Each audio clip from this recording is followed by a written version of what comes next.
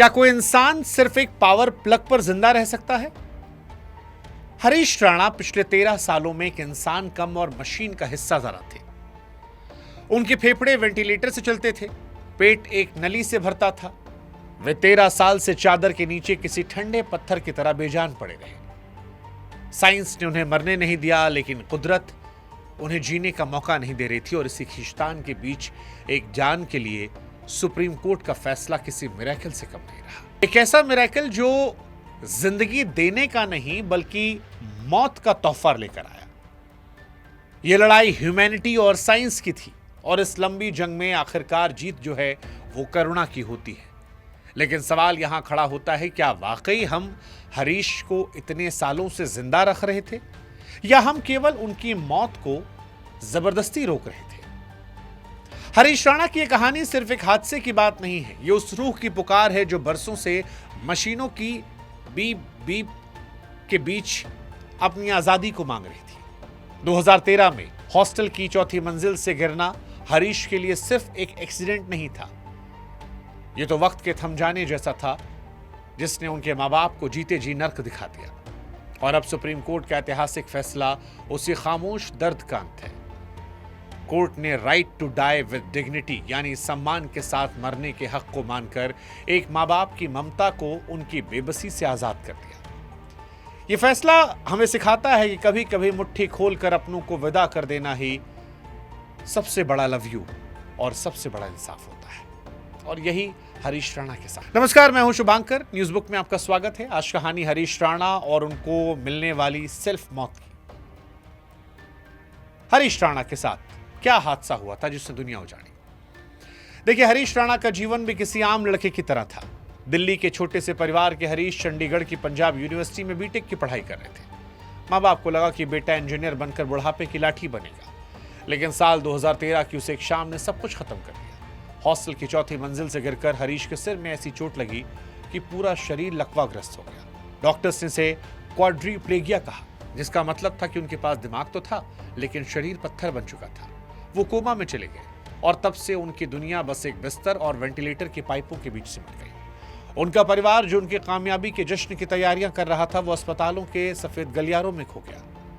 और यहीं से मशीनों का सहारा लेकर हरीश राणा 13 सालों की सजा पा गए। पिछले 13 सालों में हरीश राणा ना कुछ बोल पा रहे थे, ना अपनी पलकों से कोई इशारा कर पा रहे थे। वे एक ऐसी हालत में थे जिसे वेजिटेटिव स्टेट कहा जाता है। उनके फेफड़ों में मशीन हवा भर रही थी, पेट में खाना फीडिंग पाइप से डाला जा रहा था। वक्त गुजरता गया, दुनिया कहां से कहां पहुंच गई, लेकिन हरीश के लिए कैलेंडर 2013 पर अटका था।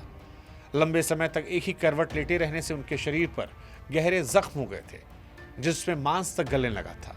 उनकी खाल और हड्डियां एक हो चुकी थी, जिसे देखकर कलेजा मुंह को आता।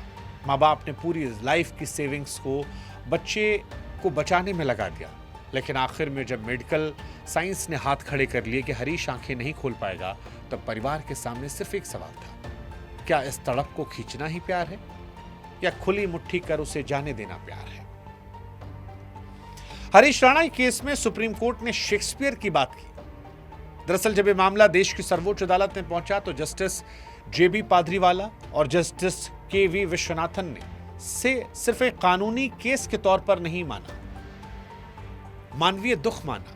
फैसला सुनाते हुए मशहूर लेखक विलियम शेक्सपियर की पुरानी बात टू बी और नॉट टू बी, होना या ना होने का जिक्र किया।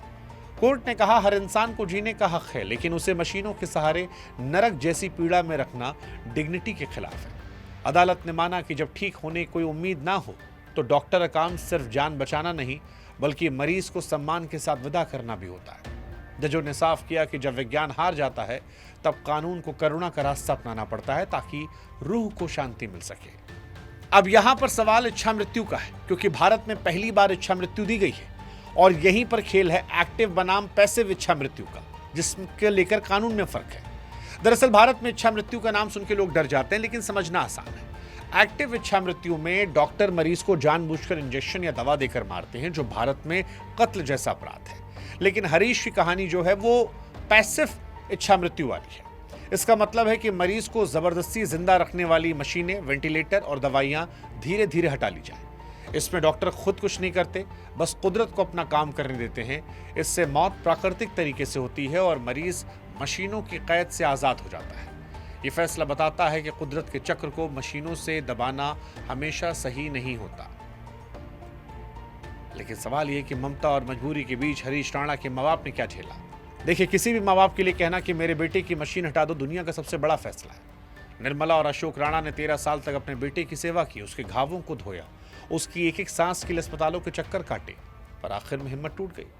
वह न केवल मेंटली खत्म हो गए बल्कि पैसों के लिए भी मोहताज हो गए। नर्सिंग और इलाज का खर्च एक आम परिवार के बस के बाहर का था।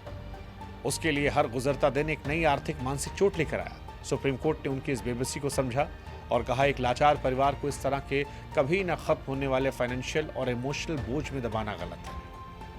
अब सवाल यहाँ ये क्या हरीश राणा का फैसला दूसरों के लिए भविष्य का रास्ता खोलेगा? हरीश राणा का यह केस भारत में right to die with dignity के लिए मिसाल बनेगा। हालांकि 2018 में सुप्रीम कोर्ट ने इसे हक माना था, लेकिन हरीश का मामला वो पहला मौका है जहां कोर्ट ने खुद पूरी प्रक्रिया तय की। अदालत ने एम्स को आदेश दिया है कि हरीश का सपोर्ट स्टेप बाय स्टेप हटाया जाए ताकि उन्हें तकलीफ ना हो। इसके साथ ही कोर्ट ने सरकार को टोकते हुए कहा कि इस पर जल्दी एक साफ कानून बनाया जाए। यह कदम उन परिवारों के लिए उम्मीद की किरण है जो सालों से बिना किसी उम्मीद के अपनों को तड़पते देख रहे हैं, ताकि भविष्य में किसी को इंसाफ के लिए 13 साल का लंबा और दर्दनाक इंतजार न करना पड़े। ये कहानी हरीश राणा की।